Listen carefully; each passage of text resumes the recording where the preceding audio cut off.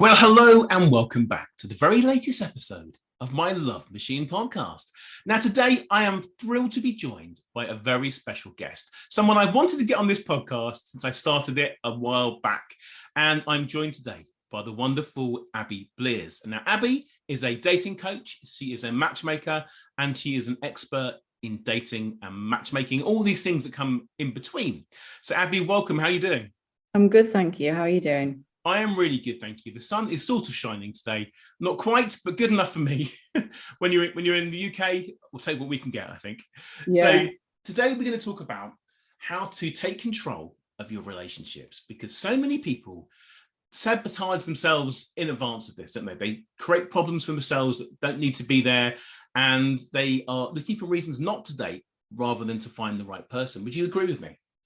I would agree with you on that one. Some people, I think actually the main thing people do is get in their own way when it comes to relationships and dating. And it's half the battle is getting out of your own way.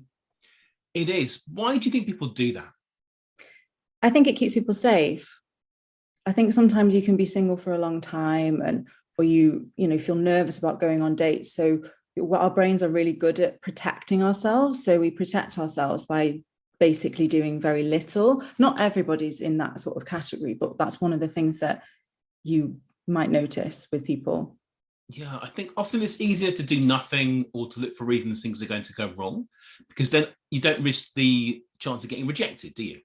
No, I know. Yeah, that's probably, I think whenever I work with someone new, I ask them like what their biggest fear is. And rejection's probably like the number one thing that comes up. And it's kind of like, it's interesting to me because I don't frame rejection as a negative thing, but it is kind of a negative thing for a lot of people. Like no one wants to feel like they've been cast aside or, dismissed. No one wants to feel that feeling. And I think because of that fear, the fear of that, they'd rather stay safe. Yeah, it's human nature. Even the most confident people, the most outrageously confident people that we know, don't want to be rejected or to feel that they're not good enough or to feel that someone isn't attracted to them. It's normal, it's self-preservation. It probably stems back from childhood, being ignored by someone you wanted to play with, and it goes back to that. So we've all got this, and people don't realize that also shyness is quite a common thing. Everyone has some degree of shyness. Would you agree? I would definitely agree as a shy person. People always say, you're not shy, Abby, you're not shy. And I'm like, I am shy. I feel shy inside.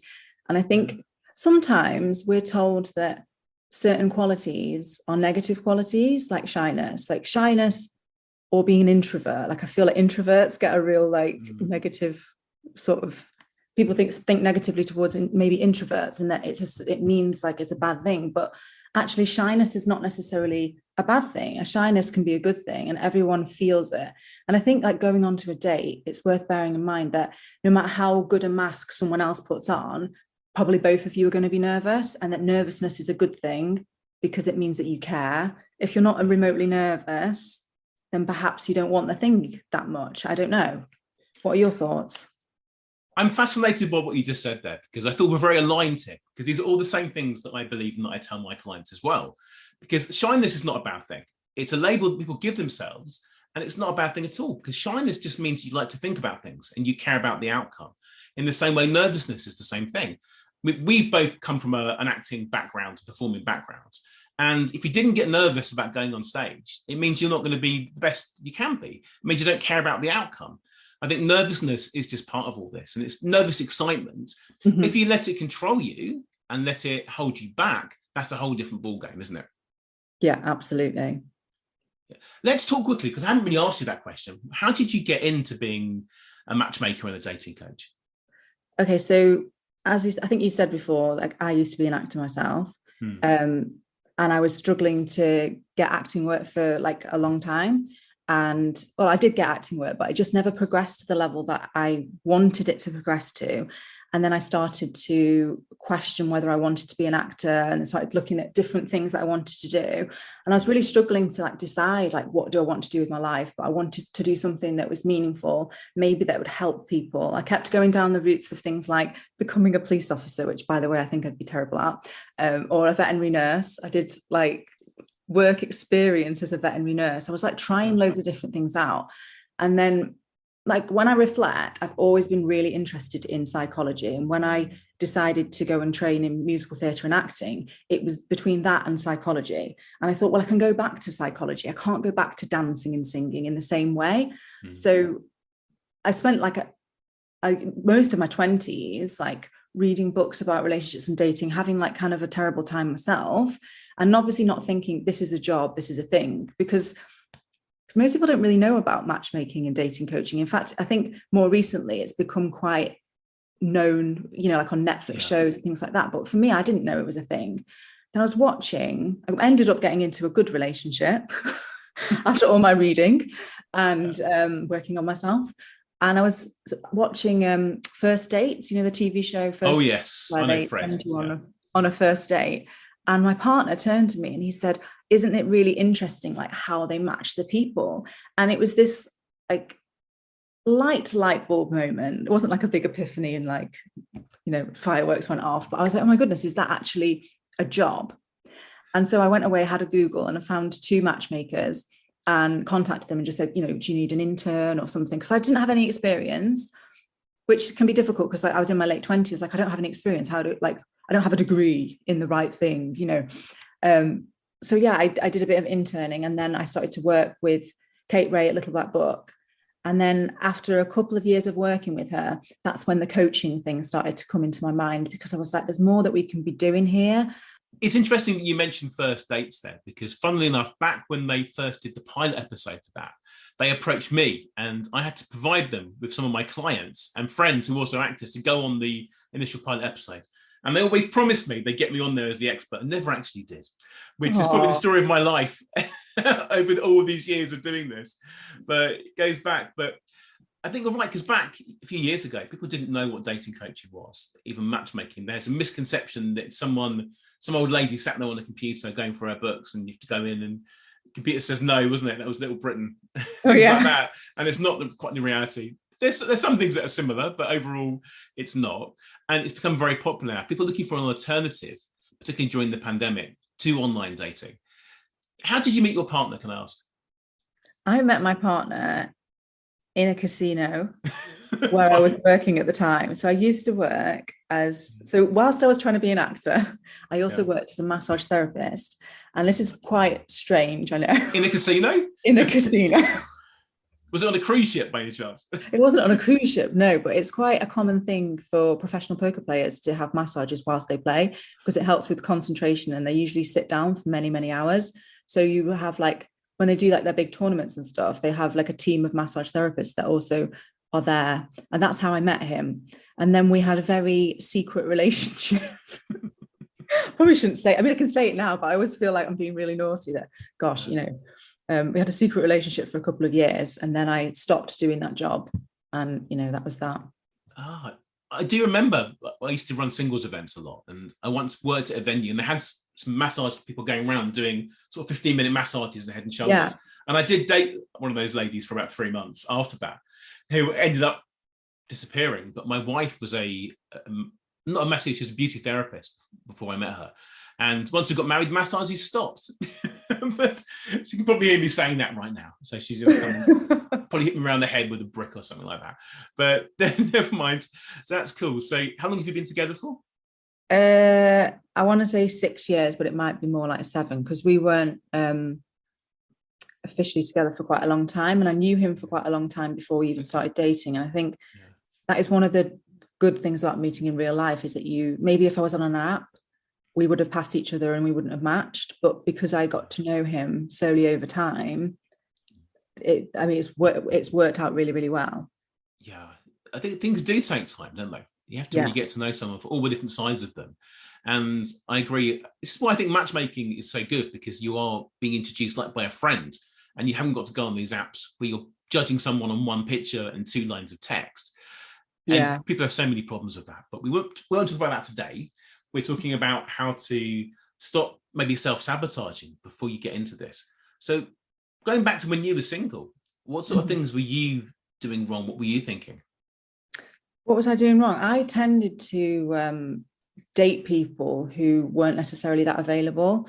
And I think I read this book called He's Scared, She's Scared. I can't remember who wrote it, but I read that book, and it was all about it was kind of talking about, anxious avoidant attachment styles, that kind of stuff. But even though they don't label it as that, they talk about commitment phobia, and they talk about passive commitment phobics and active commitment phobics. And like an active commitment phobic is that stereotypical person who doesn't really get into a relationship at all. And a passive commitment phobic is the person that wants to date that person. So they manage to sabotage themselves without realizing it. They might be walking around thinking, I really, really want a relationship, but then they just so happen to always go for those people that are not available to them. And it's always like a really big struggle. And they're always like, oh, why these guys are never single, the ones that I like? And it's like, for me, I realized that I was part of that problem. So that was one of the main things. I was going after the wrong types of people. Did you realize that at the time? No. People don't, do they? They don't realize it until they reflect on it years later. Yeah, I think it was literally when I read that book, because I did a lot of soul searching, and I've always been very driven and motivated to get into a relationship. And I went to an event recently, all about like the science of love, and they said that some people are actually naturally more inclined to want to get into a relationship, like even genetically, and other people are not. And I'm definitely in that group of people that even if I could say all day long that I don't want to be in a relationship, but I am generally happier when I'm in a good relationship, and obviously not in a bad one. No one's happy in a bad one, are they? It's difficult. I think a lot of people do want to be in a relationship, but they tell themselves that they're perfectly happy being on their own, being single. And as they get older, that story carries on. And then they turn maybe 40, 50, 60, 70, 80. And then they have the regrets they didn't give it a good go. Now, I'm sure people can be happy on their own. Of course they can. We always teach self-love and love yourself first and all those sort of things. But really, I think people do need to be able to have someone to bounce ideas off, someone to live for, and to just to excite each other. What do you think to that? I think that's absolutely true. I think that it's a tough one, because some people will do better single than other people will. But ultimately, love is a need that we have. It's one of our like primary basic needs. Now, it doesn't necessarily have to be the romantic love, but I do think that the vast majority of the population do seek that, even if I think sometimes things get in the way of us wanting it. Like I spoke to a client recently who decided she wasn't sure she wanted a relationship, but then we realized that it wasn't that she didn't want love or a relationship. It's just that all the relationships that she had been that bad that she associated it with the negative things. So she's like, why would I want to do that again? Because all my relationships have been bad. She hadn't experienced great love and good love and healthy love. So that was what was getting in the way for her. Yeah. That's really common as well, isn't it? People have bad relationships and then they assume that's going to be the pattern that they continue. And then they blame themselves, don't they? They say, well, it's me. It must be, maybe I'm not attractive. Maybe I'm doing something wrong. But quite often it's just bad luck and tolerating bad behavior and for settling as well. I think there was an argument for settling to some degree, because no one's perfect. There has to be compromise. But if you settle too much, you end up in an unhappy relationship, which again is self-sabotaging yourself right from the start. If you're not looking out for the red flags or the good behavior and you're choosing to ignore certain things, then it's doomed right from the start. And it's very rare that can be fixed. Yeah, I think having really strong boundaries from the beginning is really important. But sometimes when you're attracted to somebody, those sort of rules that you might have kind of go out the window, and they absolutely shouldn't. How someone treats you is the thing that you should be most picky about, not what they look like or how tall they are or all those superficial things. You're right. What do you think is the strongest emotion then, lust or love? Putting you right on the spot there. No, it's a good question. I think that lust is really overrated, and lust is very chemical and hormone fueled. And the purpose of that is so that you get together with somebody, bond with them, and have children. That is, obviously not everyone wants children, but that's the reason why that happens. But that doesn't last. I'm sure you know this, James. I'm saying it like you don't know, but it doesn't last. But my listeners might not know. So and then so obviously after like 12, 18 months, it starts to drop, that lust phase of love. And then what happens is something called companionate love will increase at that point. And companionate love is what keeps people together, but it won't keep you together if your relationship is only based on lust. So lust can be very distracting from what might be a really compatible relationship and a good partner. So lust, I think, gets in the way a little bit. Not that it shouldn't be there at all, because we don't want to have really boring relationships, but some people are jumping from very lusty, passionate relationship to very lusty, passionate relationship. And they do that sometimes because when those chemicals settle down, which they do once you get to know somebody and you realize what they're actually like, then they jump to the next person. So it's almost like an addictive thing, jumping from relationship to relationship.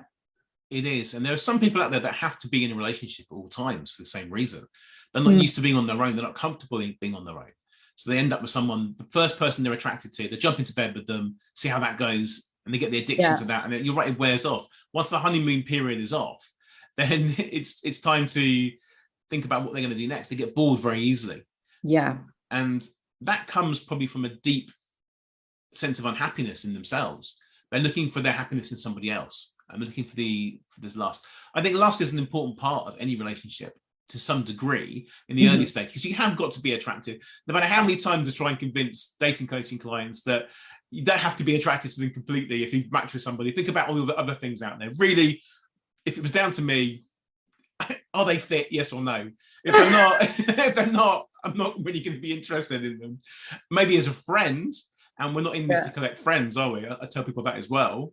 Unless they haven't got any friends, then it's different. But in this situation, I think you have to be attractive. But this is not, people are paying us a lot of money as coaches and matchmakers to find something a bit more than just lust. You can get sex anywhere, I imagine. But so getting something that's a whole much, much deeper sort of thing is much more important and long lasting. I was thinking, did you watch that program recently on TV called Open House? Did you see that? No, I didn't. Okay, so I brought it up now, so I'm going to carry on. It's called Open House, the Great British Sex Experiment. And it was about these couples that go into this house, and pretty much everyone's just swingers. They're all young swingers in there. And these couples are testing out whether to bring a third person into their relationship. And sometimes it works fine, but quite often they are just sabotaging themselves and giving themselves the biggest reason to split up. That was what I was thinking about that. But you didn't see it, did you? So you don't know. But it was a fascinating program. Some of them just had fun, the young ones, but most people decided they were happy with each other and they didn't want to risk losing that. I think people often, when it comes to starting out relationships, they are scared of taking risks overall. And like you said at the start of this, it's easier to do nothing, and it's easier just to make excuses not to do things. So I think if somebody comes to us, they generally are ready to make a bit of a change. Yeah. And they've decided that point is there. But there's also a lot of people out there now, maybe many of our Instagram followers and people on Twitter, who are just thinking, well, I'd like to meet someone, but I don't really want to do that. I'm not sure how to go about this.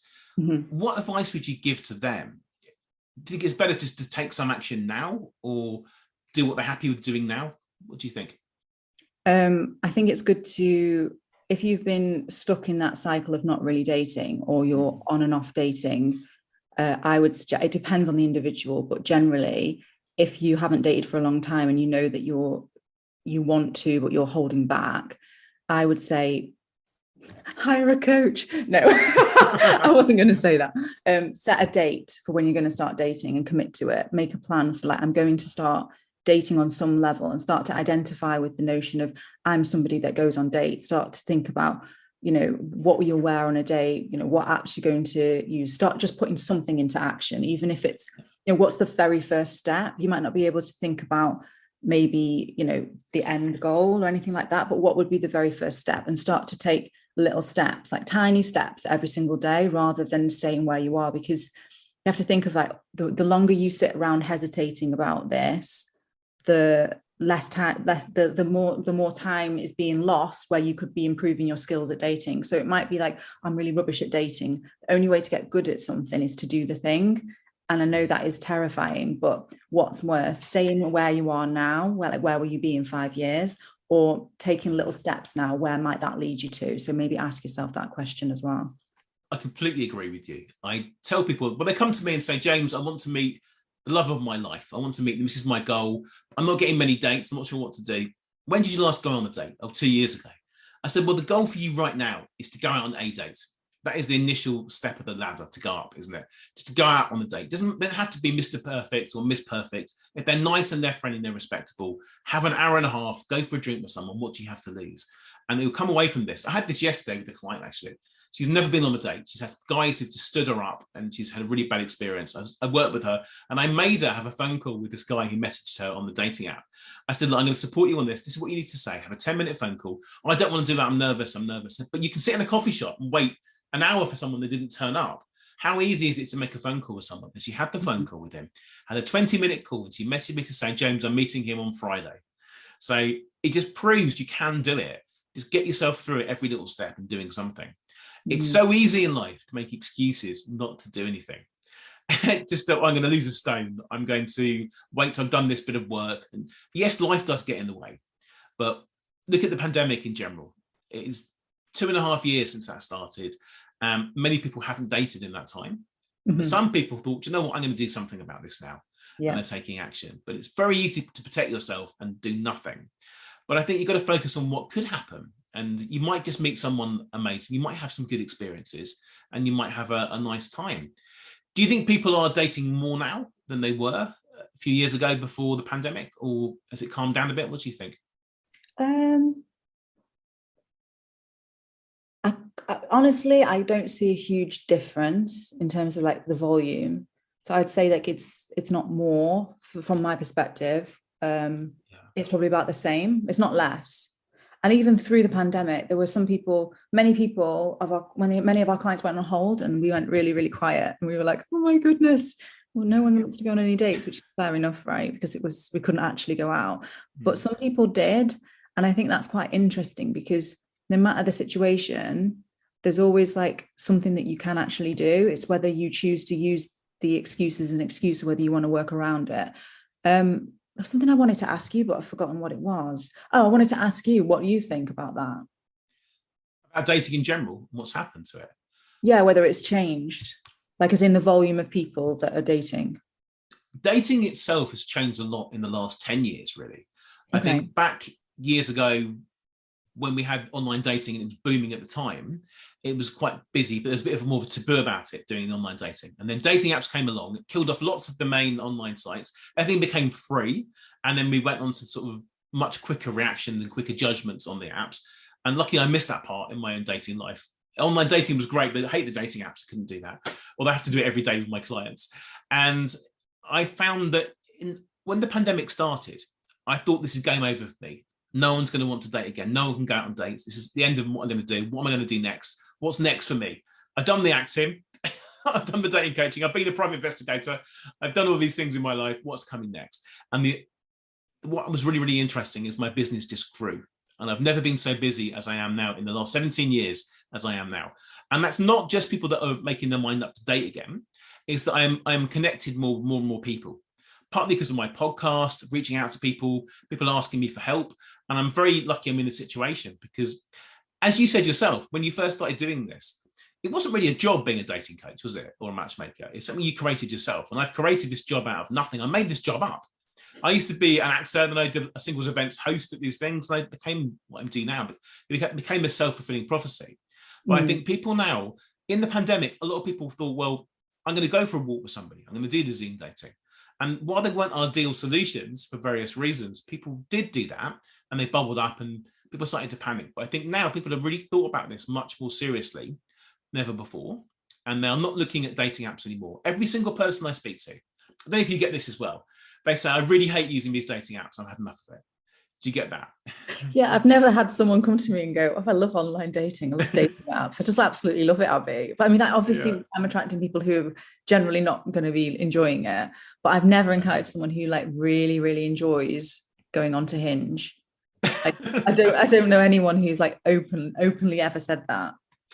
They only do if they have a need for an ego boost. And some people like that are very superficial. They need someone, the constant attention. And I've met a couple of people like that they want to be better at it. They want to get the top 1% on there. That's not really how it works though, because the algorithms are stacked against you on there. They don't work. The dating apps are not designed to help you meet somebody, because if they did, they'd lose customers for life. So it doesn't work that way. But I think people do hate these apps. And also the matchmaking has become much more popular and acceptable for reasons that you said. There's many more TV shows about this. Yeah. But what is really missing is middle ground between people that can afford the matchmaking and people that want to go on the free apps. There's something missing. I think singles events used to fill that, but they're not happening in the way that they used to. So maybe dating coaching is the middle ground. And that's probably why I've been so busy, because people need that. But it's still not a cheap service, but it's something, there's no price on finding love. Because if everyone wants this, people that can afford to spend £1,000 or they can afford to spend £20,000, it's the same outcome. They want to meet someone who's going to be their life partner. And I think what we do is we give them the support and we give them the hope and we keep them motivated to do that. And we keep them on track, whether it's matchmaking or it's from dating coaching. So we have a very, very important job. And our job is only going to get busier and better as time goes on. You'll know this, that there are many people springing up left, right, and centre as dating coaches now and as matchmakers. People are training them, and that's both good and bad. A lot of people are doing it and doing it really well. Everyone's different. Everyone has their own unique ways of doing this and their own little niches. But I find a lot of people are closing down just as quickly as they've started. Have you noticed that as well? There's a lot of people that train to do this, particularly matchmaking industry, and they train up, and then 2 years later they've gone. Have you seen that at all? Do you know, it's interesting because I don't really look at other people that much. You know, when people say about looking at your, competition and seeing what other people are doing, I don't really pay that much attention. Maybe that's bad to what other people are doing. But I do think for sure, because I've just, I've last year did a coaching course and another coaching course. And I did notice that a lot of people struggle to get those first clients, and it's quite hard to get the business off the ground. Whereas because I was already working with a matchmaker, I already had like some clients. And then I also, I don't know, I've always kind of been okay, but I think that's what's hard. But also when you do like a coaching course, you don't necessarily get the business side of it. So you kind of, when you do become a coach, you suddenly realize, oh goodness, or a matchmaker, you think, oh goodness, it's not just coaching that I need to do. I need to do social media. I need to track metrics. I need to promote myself on, email lists, money, and like email lists. And then it becomes like really, really, really genuinely overwhelming. And I think that's what happens with people is they get overwhelmed and they maybe don't have the resources or they might not have the skill set, and then they don't have the money. They haven't thought about what other support they might need. So I think that's what does happen. That's probably true of any form of coaching, isn't it? People can train to be a life coach and then they don't know what to do after that. There's always another course you can buy to teach you to do that, and it's never quite enough. Things are evolving. And then for me, I'm still winging this now after 17 years. And I think what would you do next? You create a course, or you create a video, or you create write another book, and it carries on. As long as you're doing what you enjoy, do it, and you're happy doing that and it's working, just do it anyway. Don't do it for other people. Don't write the book. Don't go out on a date with someone just to please someone else. Do it for you. But all these things are true. People do get overwhelmed with this, and they get overwhelmed in dating too. Particularly women, they go on these dating apps and get overwhelmed with all these guys contacting them. But these are the wrong sort of guys. It's the wrong people. If the wrong sort of client approaches you and you can't work with them, that can be quite draining as well. It's difficult, but you have to do what you want to do and be true to who you are, and you have to know what you're bringing to the table, which is all true of dating, isn't it? This works both ways, as a dating coach and as a single person. You have to know, and people don't always know. They haven't got much dating experience or much coaching experience, then all they're doing is just seeing what's out there and just experimenting. And with these singles who haven't done a lot of dating, maybe they've been quiet for a couple of years, for whatever reason, they are terrified to go on these dating apps. They're terrified to go to a singles event, and they're self-sabotaging themselves by thinking, well, there's no point doing this. I'm not sure what to do. All my friends have all found someone now. I'm going to have to try this dating app. And they go on the dating app and they hate it. And I think in those situations, as you said before, get yourself a coach, because that's what we do. We're here to make it happy and make it fun for you again. Because whatever you're doing in life, whether you're dating, whether you're working, whether you're going to the gym, do it because you want to do it. Do it because you enjoy it. Because life is very, very short. We don't know what's coming next. So make sure that things are going well. What's coming next for you, Abi? What are you working on? What am I working on? I'm just trying to keep going with Instagram reels and putting out content. And I'm working towards getting my I don't know if this might be a familiar term, and my ACC with the ICF. So, which means you have to have pure coached not consulted. So with coaching being non-directional, non-advice giving, I do a lot of consulting. So most of what I do is consulting and coaching. So I'm trying to work towards getting more people to have pure coaching so that I can get this ACC badge of honor. Badge of honor.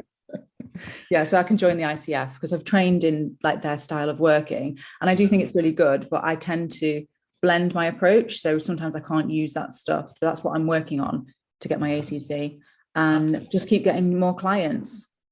Yes. Basically, just keep the clients coming. That's the goal, to get more clients, isn't it? And the never-ending goal is more clients, please. It is. That's the thing. There's a way of getting loads of clients and not having to do anything about it, just getting them sent to you. And I think it's a bit like dating, isn't it, really? That's what matchmaking is. People send you the people, and it shortcuts the whole thing. Yeah, absolutely. That's what we need to do. But I think my own coaching style is probably a blend anyway, because a lot of I give a lot of advice, and I write people's messages for them, and I tell them what to do, and I support them along the way.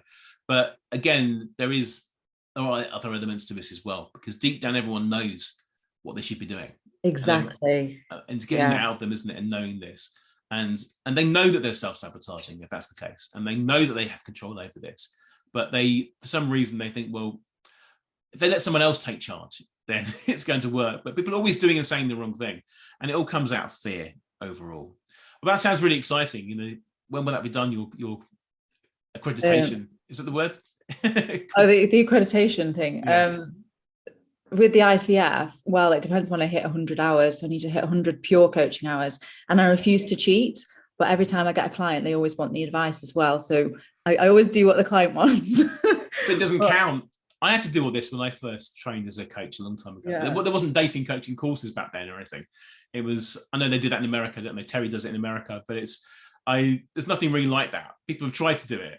So I had to do all mine from my own experience. From experience with clients. So if I didn't give advice, it would be quite rubbish, really, I think, from what I do. But it has to be a balance of all this. I think it even says my thing on the website. I must add it on there. But anyway. Well, I wanted to ask you though, what are your plans, and what are you gonna do next? What's in the pipeline? What are my plans? That's a great question. I'm always thinking of the next thing to do. I think YouTube has to be the next thing for me. The one thing I've been avoiding in life. I don't know why that is.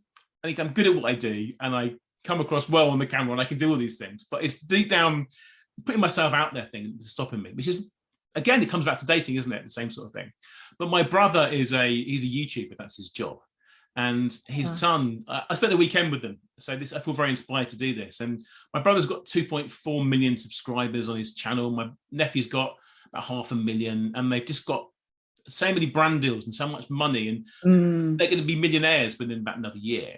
And I think, well, this is what I'm missing out on. Not to be a millionaire, but I think I need to be doing that avenue, and maybe doing my podcasts as videos and putting them on YouTube as well.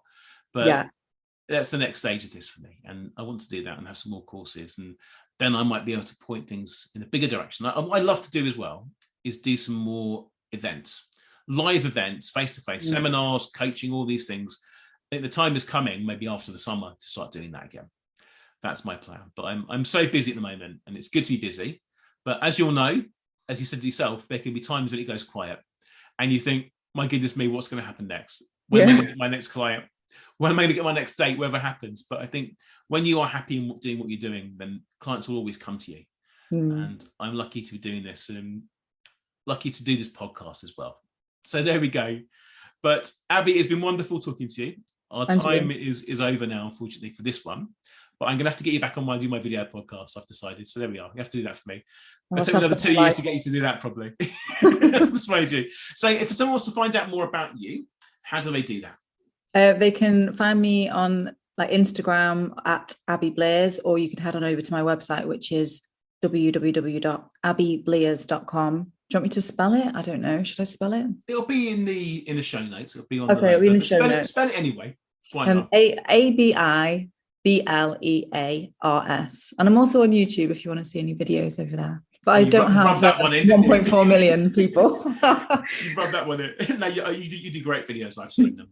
You put them on LinkedIn quite a lot, don't you? I've seen them on there. Yeah, sometimes I put them on LinkedIn. Sometimes I don't. I don't know. I'm not all that consistent, but I do. I do. I've slowed down my posting on Instagram at the moment because I need to put more reels on there myself, and rather than just putting motivational quotes. That used to work really well when I first started, but just sticking things on there, it's gone down. So Instagram's algorithms changed, I think, and it's like, so you want, sorry, I'm just like going off topic completely, but the algorithms changed, and like even a friend of mine who's got like hundreds of thousands of followers, she says it's just not that your videos are not getting hits in the same way, and your content's not getting hits in the same way. So like I've certainly experienced my engagement rate has completely dropped recently, but actually not the engagement rate, it's how much it's pushing it out. So they're not showing it to people. And if Instagram's hindering whether you're being shown or not, that's obviously going to have an impact. But I don't know, I've not yet worked out a way around that one, but if I do, I'll let you know. No, I've got the same issue as well. So anyone that's out there listening to this, to finish off, if you follow us on Instagram, if you don't, I'm James Preece Coach on there, and you've got Abi's on there, please follow us. That would be lovely. Engage with our posts. Let us know what you'd like us to do, and maybe Instagram will like us again. That would be wonderful. We work really hard to make sure that people can learn from what we do. Yeah. So Abi, it's been a privilege talking to you, and I'm sure we'll talk again another time. Have a great rest of the day. Bye for now. Thank you. Bye-bye. Thank you so much for listening. I'd love to give you a free copy of my latest book, which you can download right now from my website, jamespreece.com. If you enjoyed this podcast, I'd really appreciate it if you could share the love by taking a few seconds to write a positive review on the iTunes store right now. See you next time.